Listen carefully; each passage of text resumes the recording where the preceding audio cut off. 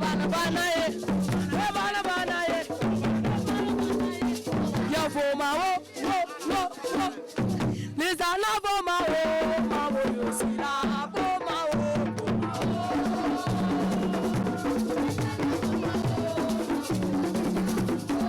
Ya foma wo. Ñoo ngi noonu di dugg ñaanal leen rek ñu jël ndam li ci kaw Dakar Sacré-Cœur.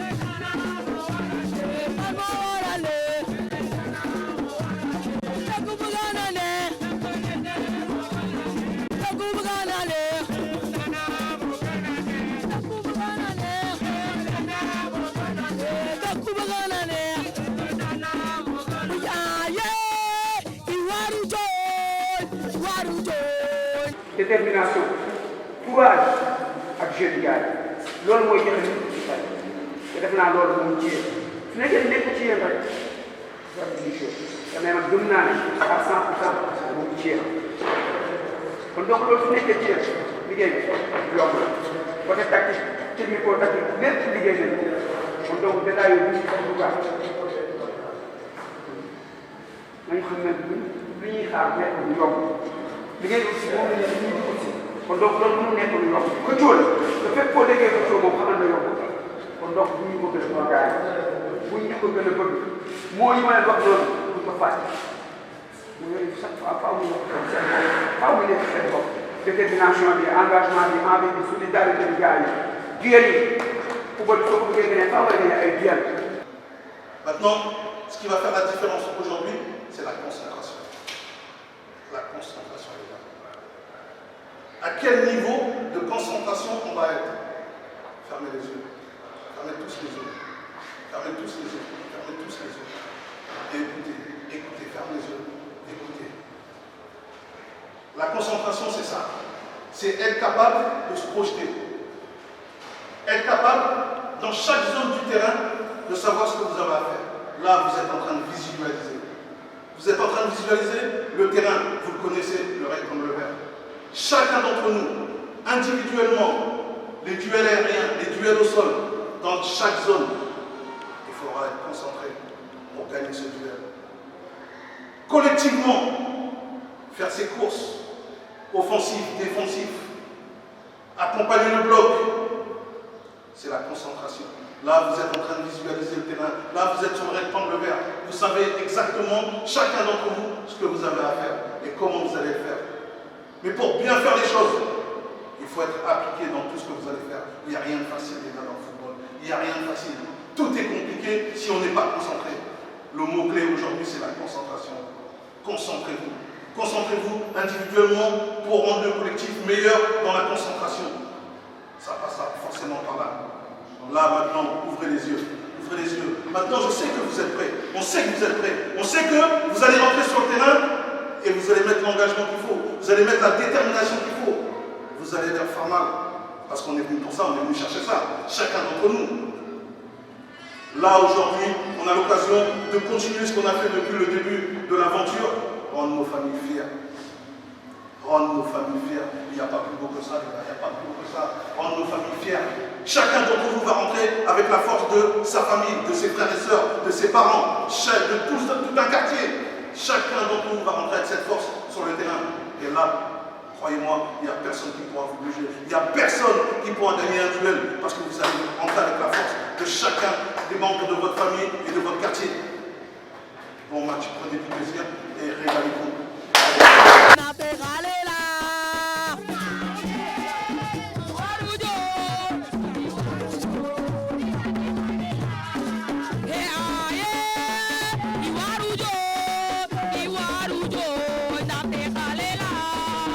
En première heure à 16h, c'est les jaunes de Étoile Lusitana qui vont en découdre avec les académiciens de Dakar Sacré-Cœur, deux équipes académiques qui vont aujourd'hui jouer leur première finale de Coupe du Sénégal. Dakar Sacré-Cœur tout de bleu vêtu et l'Étoile Lusitana tout de jaune vêtu. Une finale qui sera sous la tutelle de la fédération sénégalaise. Public bi gaa ñu ngi ñëw ndànk-ndànk mu nekk finale académique parce que deuxième heure bi dina dox ci diggante ki nga xam ne mooy Espoir de Guédiawaye ak Bi Sport bi nga xam ne day joué ci turu Sahel FC. Dossard numéro 4 Amadou Diallo, Dossard numéro 5 Salia Dansokho et avant-centre. Au milieu, on a Fallou Gueye, Fatih, Dem, Dossard numéro 10, Mohamed. Donc vous apercevez le président Senghor et les photographes, le président Senghor qui fait des séances de jonglerie. Senghor il joue chaque dimanche au niveau de Gorée, dans sa ville natale. Et c'est parti, le coup d'envoi est donné par les jaunes de Dakar, de Étoile Lusitana. Ballon joué dans l'axe central par le dossard numéro 21. L'ouverture, il cherche et va trouver Chokoy de l'autre côté. Chokoy qui perd le ballon, qui fixe, attention, Pamoudou, qui fixe son vis-à-vis. Le décalage est fait. Le décalage vers le numéro 10, qu'est-ce qu'il va faire? Il fixe le vis-à-vis. Le centre qui tarde à venir, il rentre dans la surface, il fixe, il déborde le centre. Attention, il n'y a pas de preneur. Le jeune Fati qui va s'appuyer, attention, le contrôle dans la surface. Boubacar Kamara la frappe et le gardien n'a pas eu de difficulté pour capter ce ballon car Ngom, Boubacar Ngom entre les lignes, il trouve Dem qui va s'appuyer sur Boubacar Ba. Boubacar Ba toujours. Qu'est-ce qu'il fait? Il fixe son vis-à-vis. Boubacar Ba, il pique à l'intérieur. Il retrouve le numéro 10 Dem qui lève la tête, qui va déplacer les jeux sur Manon. La passe vers le numéro 10. Et le coup de foulard. Attention. La pousse vers Dien. Le dédoublement est fait. Le dédoublement de Diatta. Dien, le centre de Dien. Pamoursi de la tête. Et le gardien est l'âge. Et le gardien est l'âge. Papalay. Dem qui prend son élan, la course d'élan, il frappe le ballon. La tête. Et heureusement que Diallo veille au grain. Heureusement, il y avait la présence de Amadou Diallo qui aujourd'hui à 18h au niveau du secrétaire de l'ANP. Attention, la tête déviée et le but est réalisé. Fallou Kamara qui marque. Et l'arbitre qui annule le but. L'arbitre qui annule le but. Et pourtant, ça a franchi la ligne. Ça a franchi la ligne. L'arbitre et les joueurs des étoiles Lusitana qu'il fallait courir parce qu'il y a un but. Il y a un but. On a joué avec Boubacar Ba, poursuivi. Attention, Fallou Kamara face à Mohamed Dian. Différence de taille et de gabarit, de morphologie.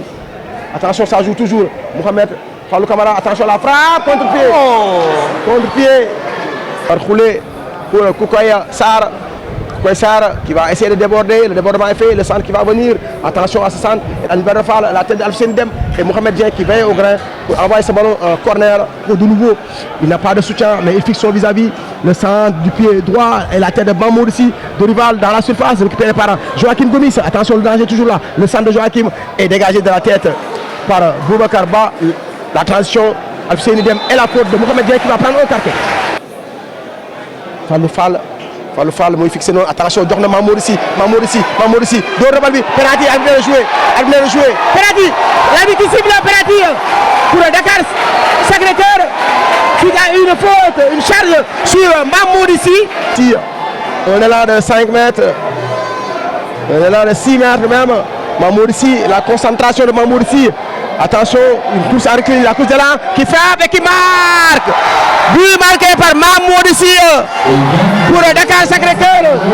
Alfseni toujours. Alfseni qui n'est pas en mouvement. Le centre d'Alfseni. Attention, la tête de Boubacar Sarr. Et le traquet de El Hadj Badara Fall. Fini de contrôler ce ballon, il franchit la ligne médiane. Et c'est la mi-temps ici au stade Galandou Diouf où Dakar Sacré-Cœur mène 1-0 devant Étoile de Lusitana. Serigne Guindo et c'est parti. C'est parti pour cette deuxième période. Fallou Fall, Dorival, Mohamed Dian en arrière défense centrale, arrière droit, qui va s'appuyer sur Joachim Gomis. Attention, vilaine faute de Fatih. Attention à Papalay, qu'est-ce qu'il fait? Papalay qui s'en mêle les pinceaux, il a joué avec le feu. Il va donner le ballon à son capitaine Boubacar Ngom. Et déborder Sadia, le centre qui va venir. Attention, dégagé par Sané. Deuxième ballon récupéré par Fatih qui va s'appuyer sur Alfseni Dem toujours. Alfseni, Fallou Camara et Koukoy Sarr, le centre qui va venir. Et le gardien qui va cueillir sa ballon. El Hadj Badara Fall dépasse Fallou Camara. Yamali pour Joachim Alioune Badara Faye. Alioune Badara Faye qui va garder le ballon au centre d'Alioune Badara Faye récupéré par Serigne Fallou Gueye dans la surface et dégagé.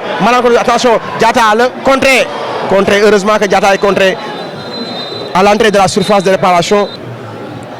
Alioune Badara Faye, Mohamed Dian, Sané qui dégage loin de ses bases.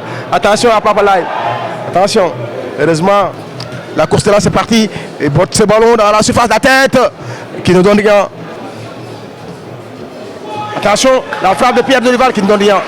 Pierre Dorival qui avait réussi.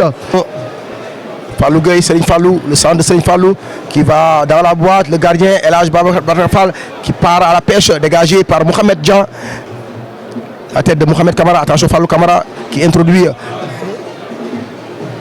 Serigne Fallou Gueye, dégagé à Boubacar Ndiaye qui était au rescousse pour reprendre ce ballon.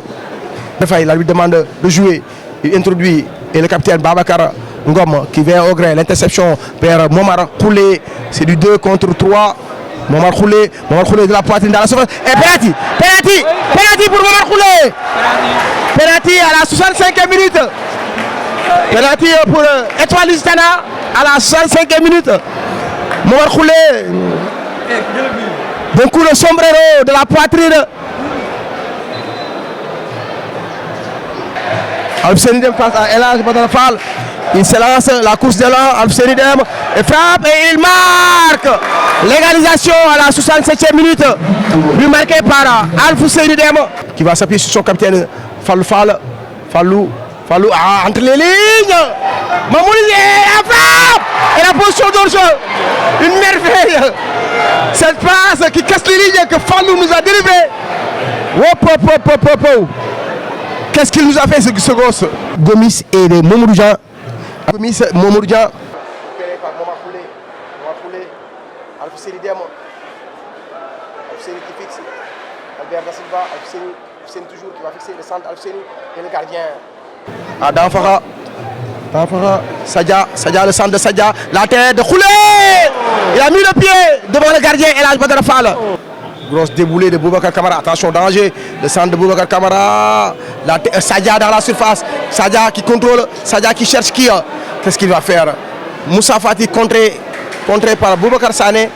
Et Mamoudou qui gagne son duel. Senidem, les grandes tailles sont montées. Boubacar Ndiaye qui est parti. La frappe d'Alfseni contrée et récupérée par les Bleus. La transition, non. Et l'arbitre qui met fin à cette partie et on va s'acheminer tout droit vers la séance des tirs au but.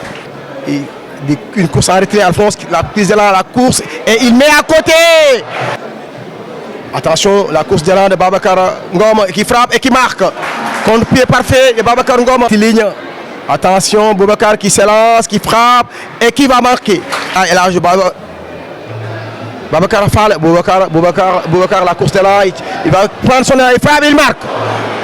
2 coups d'eau pour Étoile Lusitana. Gauche sûrement, Ousmane Diadio face à Papalay. Ousmane Diadio qui va se lancer, qui frappe et qui marque. Papalay qui veut arrêter le ballon. Non, il faudra pousser le ballon.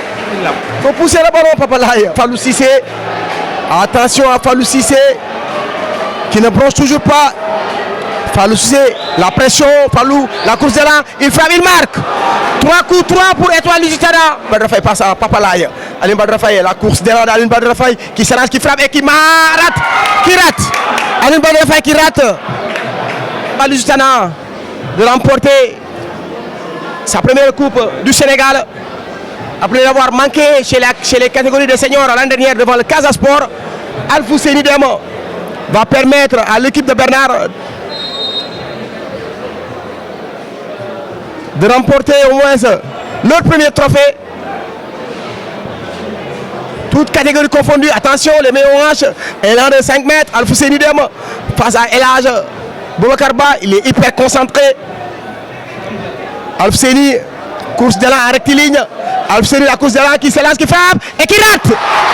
El Hadj Ba qui va stopper ce penalty d'Alfousseni Ba. Un joueur très correct, très discipliné. Attention, la course de la Mamoudi. Il marque et il marque, il marque. Il marque. Il marque. Avec sa patte gauche, Boubacar Ba. Attention, il s'élance, il va frapper et il marque. Étoile Lusitana sacré en 2023 en catégorie cadette. L'équipe de coach Bernard, sacré champion. Sacré champion.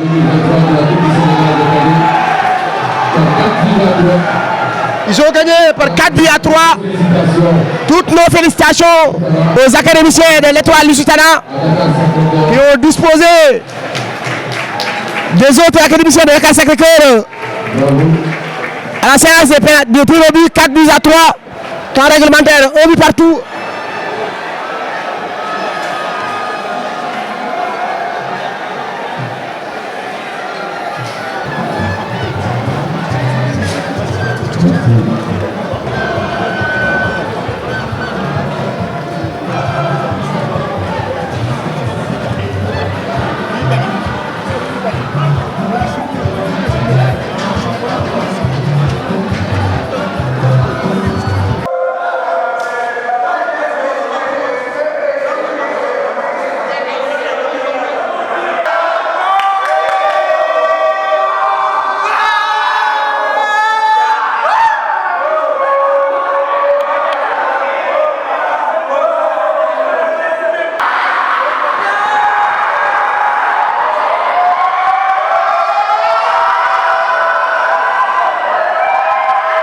waaw xanaa di sant yàlla bu baax a baax rek di doole di sant yàlla bu baax a baax parce que métti woon na trop début bi mais comme yàlla def na lii rek dañ naan alhamdulilah rabbil alamin liggéey bu yàgg la liggéey bu yàgg la mais tamit dafa nekk liggéey bi nga xam ne liggéey collectif la ci côté entraîneur yeeg côté joueur yeeg ñëpp staff bi ñëpp a ci jàpp parce que Lusitana amul catégorie da ngay nekk si U13 nekk si U15 nekk si U17 nekk si senior yi.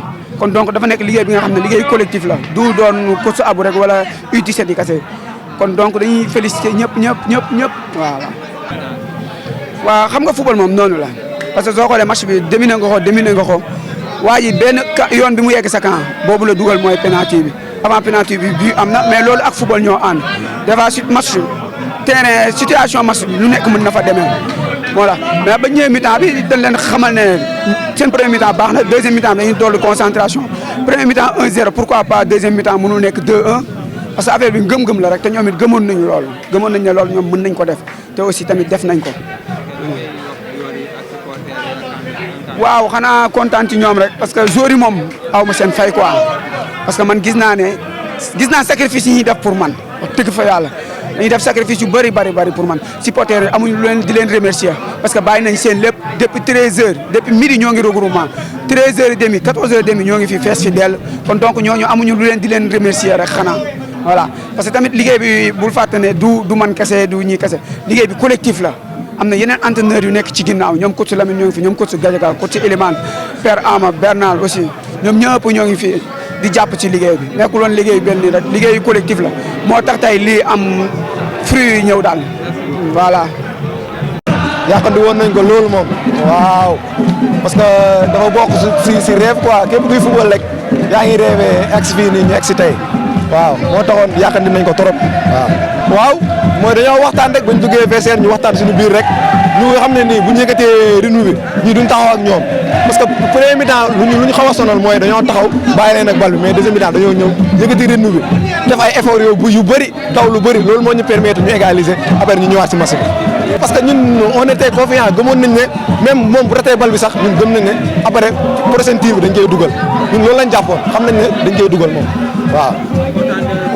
waaw kontaan naa trop kay waaw kontaan naa loolu waaw di leen gërëm rek si travail bu ñu nekk di def ñu ngi def travail bu am solo parce que fépp fu ñuy dem rek ñu ngi ñuy fësal di ñu soutenir di ñu yëkkati si kaw ba ñu mën a avancer si ba pare jot lu ñuy ut muy chercher du contrat professionnel te incha allah xam naa ne dinañ ko chercher parce que ñoom loolu la ñuy liggéey te incha allah dina ñëw.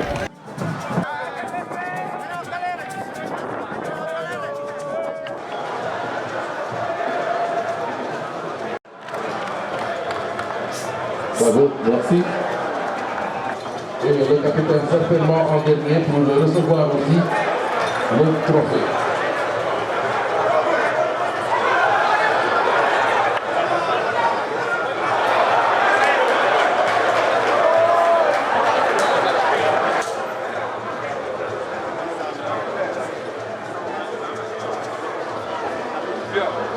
L'étoile Lusitana, vainqueur de cette édition 2023 de la Coupe du Sénégal en catégorie cadet.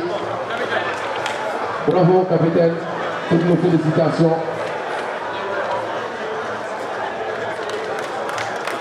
Bravo capitaine, voilà le trophée.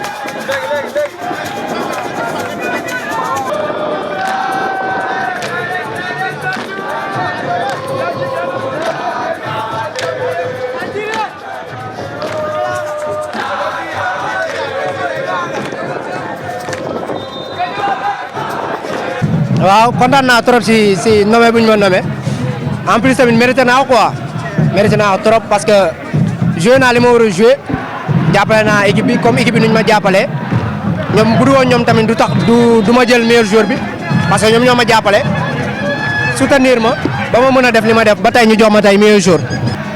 ñu bëri ñi ma koy laaj mais ba ma demee surtout li ma changé el ba ma demee ba man su may dóor en général penalty yi du ma ñëw rek daal di.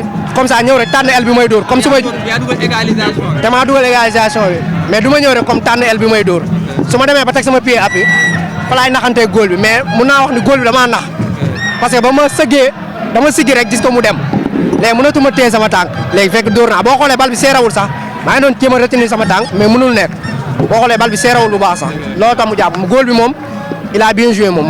trophée bi moom ñu won ko gars yi fu lay yóbbu. ah fu ma yóbbu bëri na des na yeneen trophée yi ma war a jël bii mooy sama premier trophée en tant que footballeur des na yeneen trophée yi maa ngi seen yeneen trophée yu gën a kawe quoi wax dëgg yàlla. depuis ñaata at yaa ngi Lusitana. depuis bi mooy sama 3e année. yaa ngi xaar ku nekk yéeg senior bien sûr voyage yi même. wax dëgg yàlla voyage yi moom bëgg naa ko fi incha allah. dëgg yàlla bëgg naa ko fi trop. merci beaucoup looy wax sa gars yi. waaw sama coéquipier maa ngi leen di remercier bu baax parce que métti na trop mais taxul ñu bàyyi quoi taxul ñu bàyyi métti na trop li ñu doon dund mais taxul ñu bàyyi ak sacrifice ñu doon def moo tax tey moo ñu andi ba fii ñu gagné tey final bi en plus mérité nañ ko quoi mérité nañ ko trop sax di remercier staff bi yëpp Bernard Mendy coach Ama coach Abou surtout coach Abou jàppale nañu trop sax bilaay maa ngi koy remercier bu baax a baax coach Lamine coach Gadiaga staff bi yëpp ak coach Elimane maa ngi remercier ñëpp bàyyi ma kenn di remercier tamit supporters yi parce que tey jàpp nañ ci bu baax quoi surtout ba ñu mënee bàyyiwuñ ñu ngi doon encouragé ba ñu am courage égaliser ba mujj gagné par série